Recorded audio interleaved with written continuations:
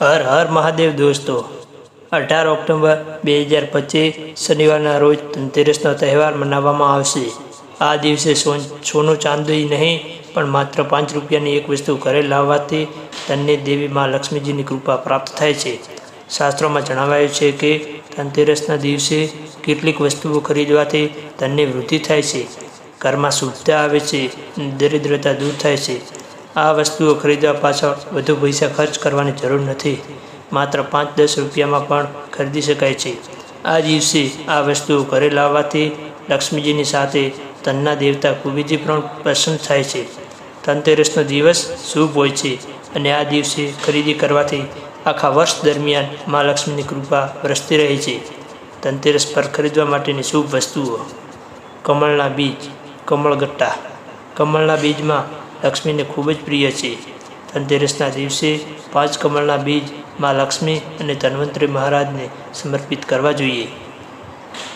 પ્રાર્થના કરો કે હે મા લક્ષ્મી, તમે અમારી ગરીબી દૂર કરો અને ધન્વંતરી મહારાજ અમારા ઘરમાં બધાને નિરોગી કાયા પ્રદાન કરો। આ દિવસે કમળના બીજ ખરીદીને લાવવાથી જીવનમાં ધનની કમી રહેતી નથી અને નિરોગી રહેવાય છે। આ દિવસે બધી દિવ્ય શક્તિઓ જાગૃત અવસ્થામાં હોય છે। ઔષધિ: ધનતેરસના દિવસે ઔષધિ ખરીદવી જોઈએ, કારણ કે તે નિરોગી કાયા પ્રદાન કરે છે અને રોગમુક્ત રાખે છે। આ દિવસે ધન્વંતરી મહારાજ સમુદ્ર મંથનમાંથી અમૃતનો કળશ લઈને ઉત્પન્ન થયા હતા, જેમને દેવતાઓના વૈદ્ય કહેવામાં આવે છે। તમે કાળા બચ, ઘોડ બચ, શંકર જટા કે સર્વૌષધિ નામની ઔષધિ ખરીદીને ઘરમાં લાવી શકો છો અને ધન્વંતરી મહારાજને સમર્પિત કરી શકો છો। જ્યાં સુધી આ ઔષધિ ઘરમાં રહેશે ત્યાં સુધી ઘરમાં કોઈને રોગ નહીં થાય। આ દિવસે ઔષધિઓ જાગૃત અવસ્થામાં હોય છે। લાંબા સમયથી બીમાર વ્યક્તિને આ સમર્પિત ઔષધિના 2-3 ટીપા નાકમાં આપવાથી તે ઠીક થઈ શકે છે। ગોમતી ચક્ર અને કુંડી: ગોમતી ચક્ર ભગવાન વિષ્ણુમાંથી અને કુંડીમાં લક્ષ્મીમાંથી ઉત્પન્ન થઈ છે। તમે તમારી ક્ષમતા અનુસાર 5 ગોમતી ચક્ર અને 5 પીળી કુંડી જરૂર લાવજો।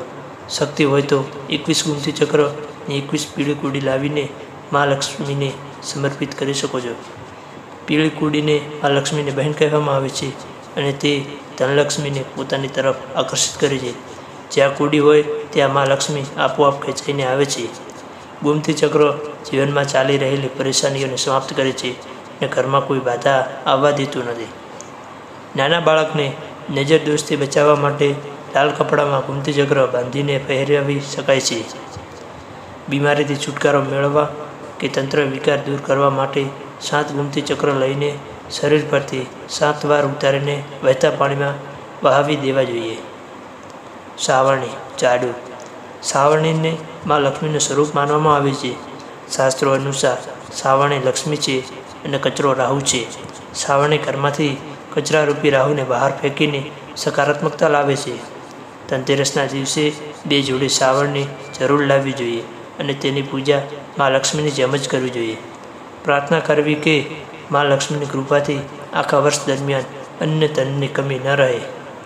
ધાણા: ધાણાનો સંબંધ સીધો ધનની દેવી મા લક્ષ્મી સાથે છે। ગ્રામીણ ક્ષેત્રોમાં ધનતેરસના દિવસે ધાણા લાવવામાં આવે છે।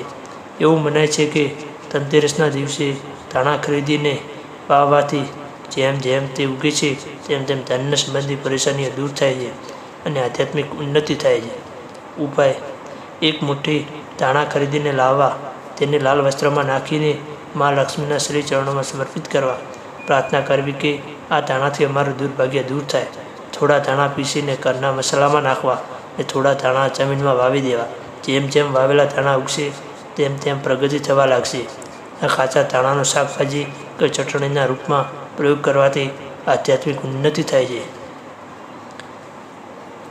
તમે તમારી ક્ષમતા અનુસાર આ 5માંથી કોઈ પણ એક વસ્તુ ધનતેરસના દિવસે જરૂર ખરીદીને લાવજો।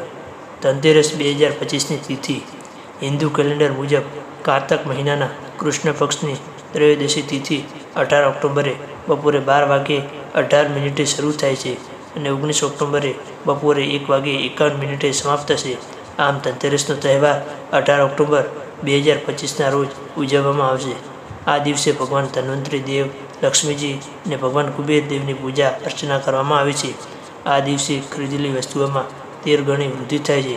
જો સોના ચાંદી ન ખરીદી શકો તો પિત્તળના વાસણ કે ચાંદીનો સિક્કો ખરીદવો પણ શુભ મનાય છે.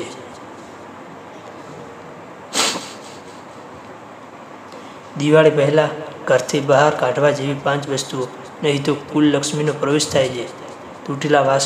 તૂટેલા વાસણ સ્ટીલ, પ્લાસ્ટિક, તાંબાના ઘરમાં રાખવા શુભ નથી. તે નકારાત્મકતાનું પ્રતીક છે. તેને વેચી દો અથવા ફેંકી દો.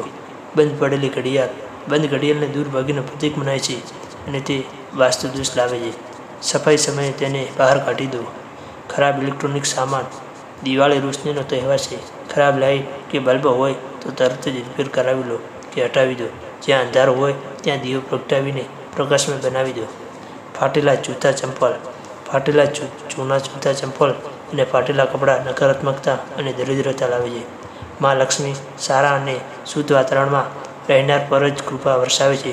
ખાસ ધ્યાન રાખો કે ઘરના મુખ્ય દ્વાર પર જૂતા ચંપલ દિવાળીના દિવસે ન રાખતા, કારણ કે દેવી દેવતાઓ જૂતા ચંપલ ઓળંગીને ઘરમાં પ્રવેશ નથી કરતા.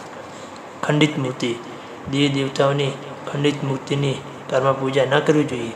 તેનાથી વાસ્તુ દોષ વધે છે. શક્ય હોય તો તેને જળમાં પ્રવાહિત કરી દો. મિત્રો, વિડીયો ગમ્યો હોય તો વિડીયોને લાઈક કરજો, ચેનલને સબસ્ક્રાઈબ કરજો.